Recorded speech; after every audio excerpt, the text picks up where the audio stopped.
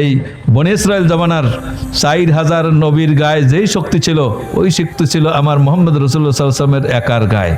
আর অন্যান্য মুফাসসিরিনরা বলেন যে অন্যান্য যত নবী রাসূল এসেছিল তাদের গায়ে যত শক্তি ছিল অত শক্তি ছিল আমার নবীর একার গায়ে। সুবহানাল্লাহ।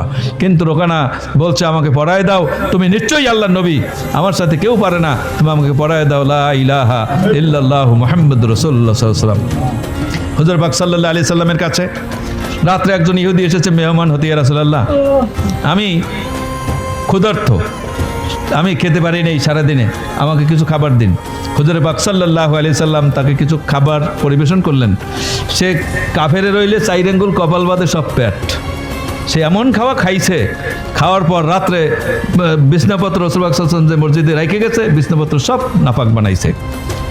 বিলাল যখন আজান দিয়েছে ফজরের সময়, আসসালাতু খায়রুম মিনান নাওম, নামাজ তোমার ঘুমের চেয়ে উত্তম, নামাজ তোমার ফুলের বিছানার চেয়ে উত্তম, নামাজ তোমার সুন্দর বিবির চেয়ে উত্তম।